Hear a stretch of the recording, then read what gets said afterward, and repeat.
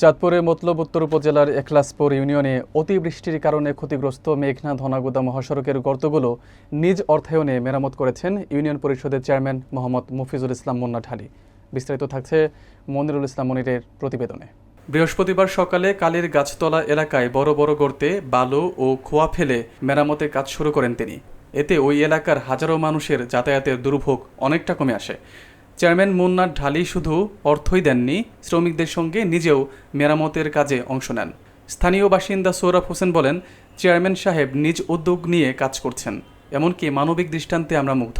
আগামী দিনেও যেন তিনি জনগণের পাশেই থাকেন, এটাই আমাদের প্রত্যাশা। এই প্রসঙ্গে চেয়ারম্যান মুন্না ঢালি বলেন, অতিরিক্ত বৃষ্টির কারণে রাস্তার পিচের এজিং ভেঙে বড় গর্তের সৃষ্টি হয়েছে। এতে যান চলাচল বিঘ্ন হচ্ছে। লক্ষাধিক মানুষ এই রাস্তা ব্যবহার করে, তাদের কষ্ট লাঘবে আমার এই ক্ষুদ্র প্রয়াস। স্থানীয়দের দাবি, সংশ্লিষ্ট কর্তৃপক্ষ যেন দ্রুত টেকসইভাবে সড়কটি সংস্কার করে।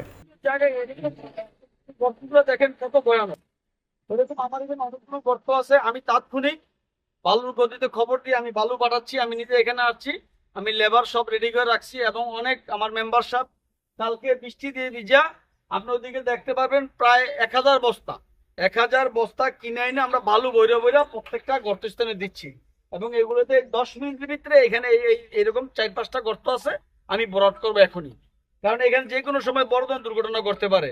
তাই এগুলো দ্রুত যেভাবে সলভ করা দরকার, কাজ দরকার, দ্রুত কাজ যাতে সবাই করে এই আহ্বান আমি সবার প্রতি জানাচ্ছি। কিন্তু আমার এলাকা যেগুলো আছে এগুলো আমি এই আজকের ভিতরে এগুলো সব গর্তগুলো শেষ করতেছি। ধন্যবাদ।